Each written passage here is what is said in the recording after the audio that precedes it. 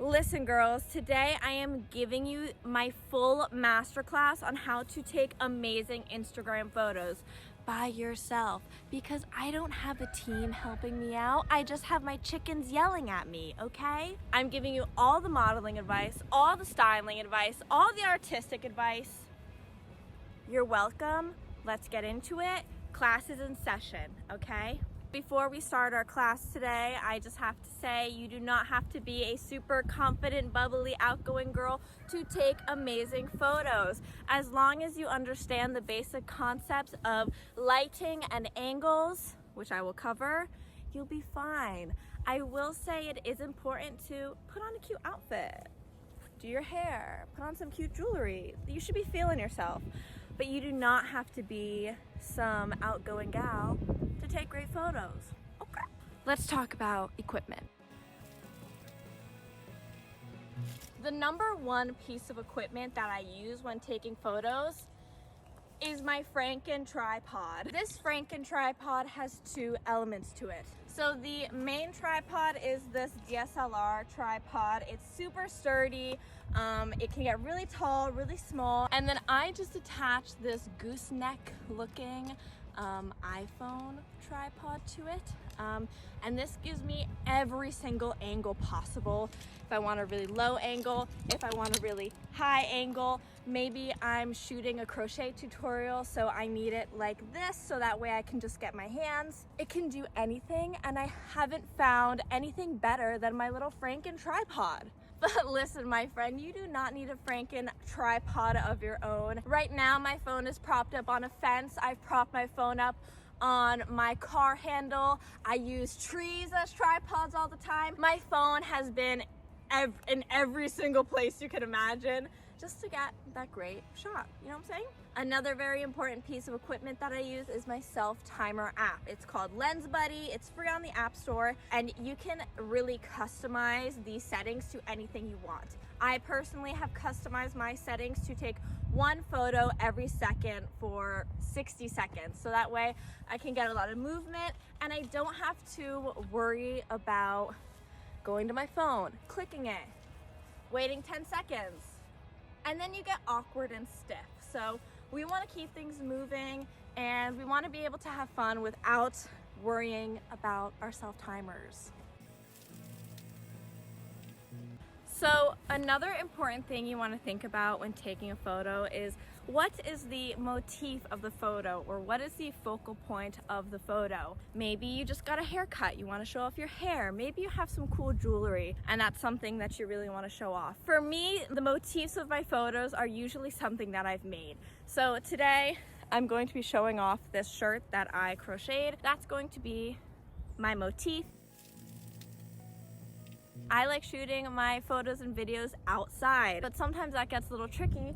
Like right now, I'm really fighting with the elements. I'm really fighting with the wind. I'm really fighting with this lighting. It keeps changing. So yeah, there are some more trials when you're shooting outside, but overall, I just think natural lighting is like the most flattering. I like taking photos either early in the day or later on in the afternoon. You really want to try and avoid the noon to 1 o'clock area just because the sun is super harsh. But again, sometimes you don't have options. You got to do what you got to do. So if you are shooting in those time frames, or if the sun is super harsh that day, just try and shoot your photos in a more shaded area and you should be fine. Okay, it's time to take Instagram photos now. The boring stuff is out of the way. Now we can have fun. So for the first set of photos that I'm taking, I kind of have a more basic outfit. I do have these really cute teacup earrings that I made. And since I kind of have a basic outfit, the photos can be very stagnant and stale. So I brought a little prop with me, a little teacup. That way I don't ever have the feeling of, what do I do with my hands? I have something in my hands. It'll make everything look very natural and very cute because my outfit is just a little bit more basic. Yeah, you don't have to have a teacup. You could use a pair of sunglasses or a purse or a hot dog. I don't know, whatever it is that you want to hold in your hand, okay? Okay, so I have my timer on, and I do like to use my front-facing camera because I like to see what I look like and what angles look good, what angles look bad. I have been preferring a more lower angle as opposed to the super high angle that everyone was doing in 2016. And also you can tell I'm just moving around. I'm keeping it super light and fresh, putting my hands on my hips, moving my hips forward, backwards, moving my shoulders forward and backwards, playing with my hair, playing with the angles of my body, playing with my leg movement. You can tell I'm moving back and forth from the camera, and I'm just trying a bunch of different poses. I love that leaning pose, that like Kendall Jenner high fashion, like super lean. This next thing I'm about to show you is really, really important, and it's about placing your arm.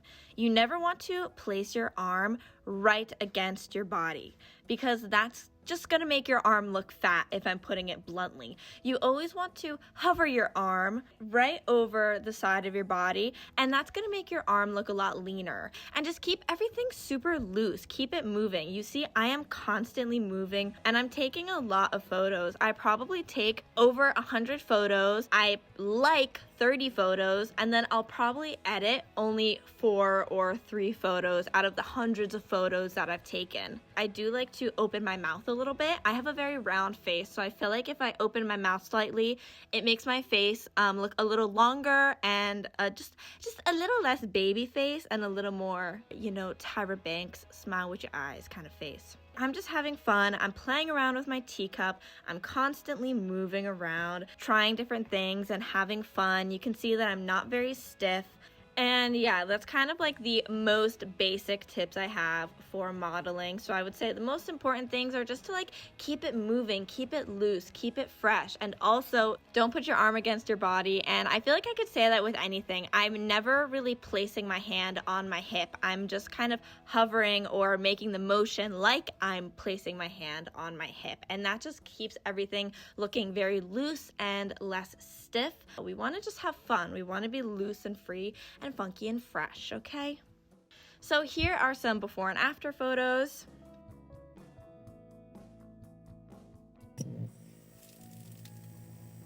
So for the next set of photos, I'm going to be talking about full body fit checks, and I'll also be talking about some more up close detail photos, if you will. And as you can see, my main outfit is pretty simple, and then I just dress it up with a whole bunch of accessories, so we have stuff to show off and stuff to play with.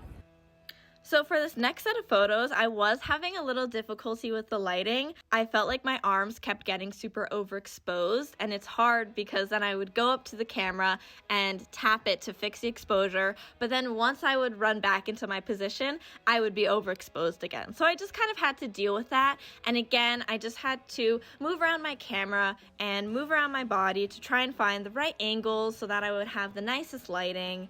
Overall, the most important advice I can give you for doing a full body fit check is point that toe. Do you see what I'm doing with my toe?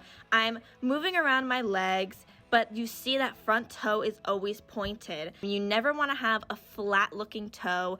Pointing the toe will elongate your legs and just overall make the photo look way prettier than if your toe is not pointed. So pointing the toe is very, very important. I'm playing around with my hat. I'm playing around with what my body looks like. I'm putting my hand on my hip and leaning back. I'm moving my legs around and just trying to get a bunch of variety. Looking to the camera, looking away, looking into the sun. And I do have more of that lower angle so I can get more of my background in as well.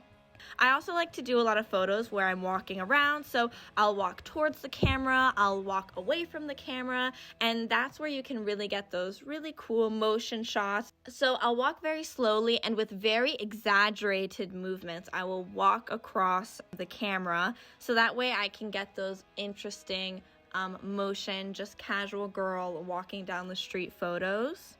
I'm seeing that I'm not loving the lighting, so I'm moving around my camera, moving around my body, and just trying to try a bunch of different things so I can get the right photos. So now we're doing the more up close detail shots. Again, I have that super low angle and it just makes my legs look long. It makes my body look nice and lean. I'm playing around with my hands on my hips. I just love how that looks. I also love the Kylie Jenner hand on boobie. I think that looks really great and really natural. And again, you can show off your rings, you can show off your nails, bracelets. I'm doing a lot of those leaning back poses. I'm doing a lot of hand on the hip, playing with my hair, playing with the bucket hat. And then here's something that I tried that didn't work out. I tried to do a whole leaning on the side of the building thing. Didn't love how these photos came out, but again, I'm just trying lots of different things and lots of different poses, and I will take like 200, 100 photos. I'll only like about 30 photos, and again, I'll only edit like 4 photos. So it's really all about variety as well. And then I tried to do some crouching photos. Hated all of the crouching photos. I'm not a very good croucher. You know, at least I'm trying different things, you know, and the next time I try and take a crouching photo, I know what's going to work and what's not going to work. And here are some more before and after photos from this shoot.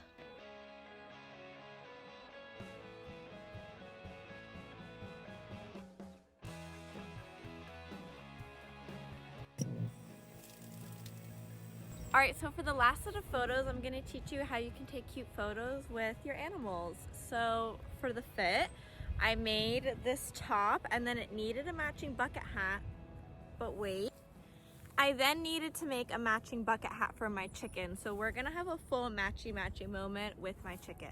The chicken is not required. You can use your cat, dog, baby, hamster, lizard, doesn't matter. So before I grab my chicken, I'm going to just adjust my camera and make sure I like the whole composition of the photo, because when you're holding an animal, it's just really hard to adjust everything. Oh, here they come.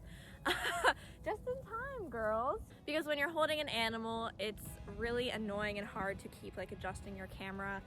They get over it, you're over it. The less time you're holding your animal or with your animal, the better, because they want to be like eating grass and playing with their toys and stuff like that. I have a ball of yarn as my pretend stand-in chicken, and I'm just moving around my camera, making sure I like the angle, just doing a little posy, making sure I like everything. Then we're gonna grab the chicken. Here's our chicken. So she was being such a good girl, but the hat kind of kept falling off, so I kind of had to keep adjusting the hat. And not only did I have to worry about my own lighting, but I also had to think about the lighting that would look good with my chicken.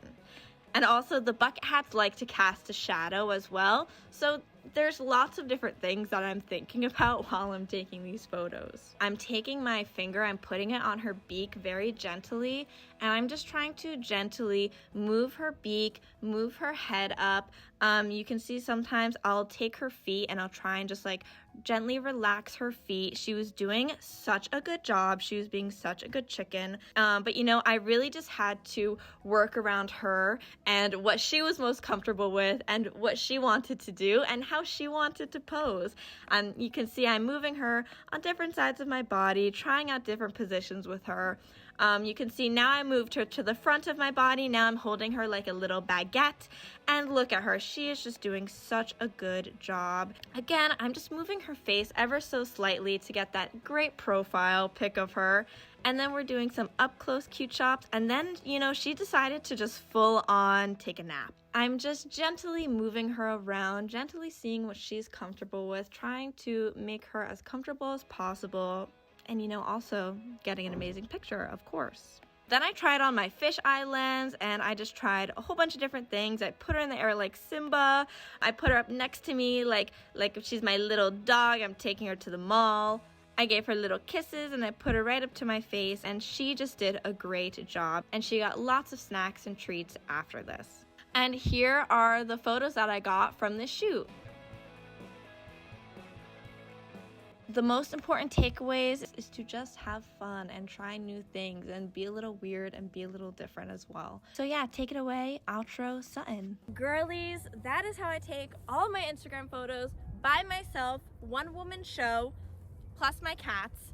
But we talked about lighting, we talked about photography, we talked about animalography. We covered so many things today.